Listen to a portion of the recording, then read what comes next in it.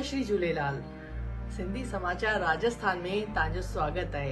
अॼु ॻाल्हि कंदासीं पाण जॾहिं सिंध मां हिंदुस्तान पे आयासीं ते वक़्तु पाण खे कहिड़ी परेशानियुनि जो कहिड़ी दिक़तुनि जो सामनो करणो पियो।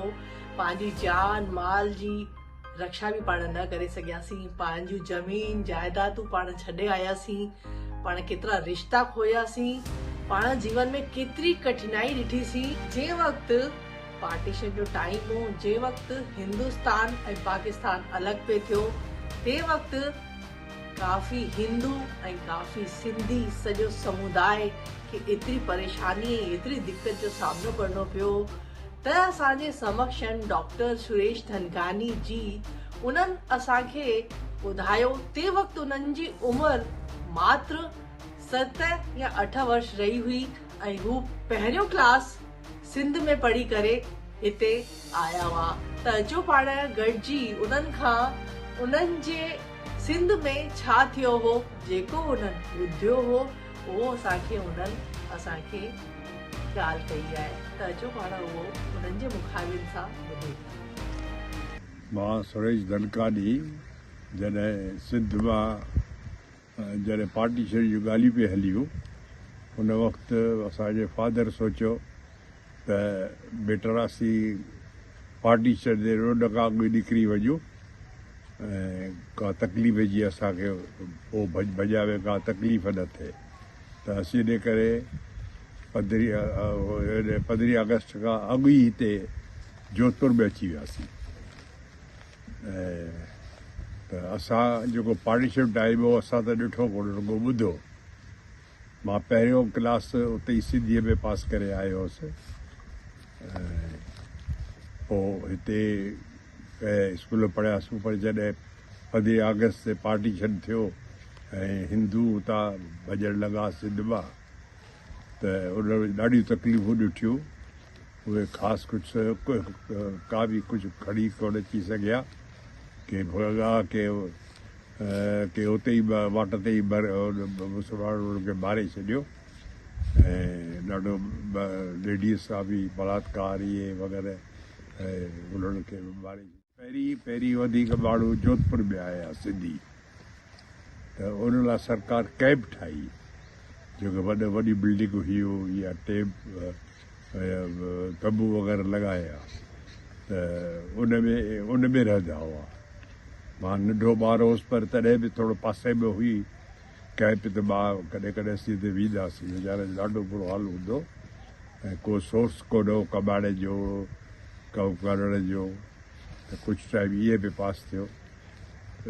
कुझु के त महीने खां पोइ घणा दफ़े निकिरी विया अजमेर पासे। अजमेर में त खां बि पोइ उहे हली कल्याण, किन माण्हुनि चयो भई कल्याण वञो, कल्याण बाबे जे पासे। त घणा माण्हू पोइ वरी उते विया हली।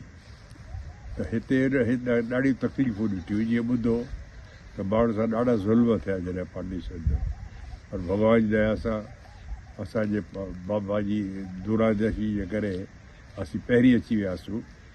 सॼो परिवार असांजो 50 मेंबर जो परिवार हो, 5 काका हुआ। त असां हिते आराम सां मारे छॾियो, किन सां बलात्कार थियो ऐं तंहिंखां पोइ पंहिंजी भेनरुनि माताउनि खे उन्हनि मारे छॾियो। ॾाढा कष्ट ॾिठा जीअं आया ॿुधंदासीं, पर मां नंढो हुउसि, इन करे मूंखे वधीक यादि कोन्हे इन बारे में, पर ॾाढो बुरो टाइम हो उहो। ऐं असां पंहिंजो मदरलैंड छॾे हिते अचिणो पियो, जो केतिरा माण्हुनि खे अॼु ॾींहं ताईं दुख आहे त भई असांखे पंहिंजो सिंध जो को हिसो कोन्हे। त पाण मुलाक़ात कई डॉक्टर सुरेश धनकानी जी खां। उन्हनि ॿुधायो कि असांजी उमिरि मात्र तंहिं वक़्तु 7 साल हुई। जीअं हींअर कोरोना काल आयो त ईंदड़ वक़्त में असांजा ॿार ॿुधाईंदा हीअं लॉकडाउन लॻो, असां हीअं भाॼियूं आणंदा हुआईं, असां हेतिरो वक़्तु 2-3 महीना घर में बंदि हुआईं ऐं वर्क फ्रॉम होम हलंदो हो। इहे सभु ॻाल्हियूं पाण अचण वारी पीढ़ी खे पंहिंजा ॿार ॿुधाईंदा। उअं ई इन्हनि जी बि उमिरि 7 वर्ष हुई। जेको हिननि ॿुधियो, जेको हिननि खे सम्झ आयो, ते वक़्तु इहे ॻाल्हियूं असांजे समक्ष उन्हनि साझा कयूं कि उन वक़्तु सभु पंहिंजी ज़मीन जायदाद रिश्ता नाता खोए करे सभु अध में भॻा, पर चईंदा आहिनि कंहिंखे अहिड़ी सम्झ हूंदी आहे वक़्त खां पहिरीं उन ॻाल्हि खे भांपे रखंदा आहिनि। त उन्हनि जे पिता साहिब बि इन ॻाल्हि खे भांपे रखियो हो त उन वक़्तु हू परेशानी अचण खां पहिरीं हिते जोधपुर में अची करे वसी विया हुआ।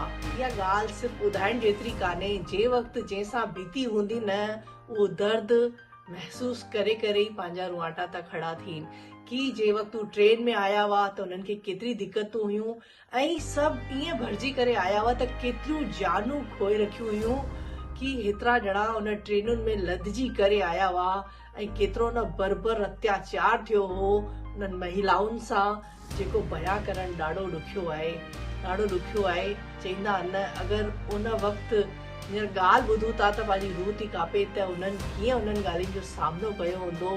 धन्य आहिनि उहे सभु सिंधी, धन्य आहिनि उहे हिंदू कि अॼु असांखे न हेतिरी सुठी ज़िंदगी ऐं हेतिरा पाण आबाद आहियूं त उहो संघर्ष उनखे ईअं बयां नथो करे सघिजे।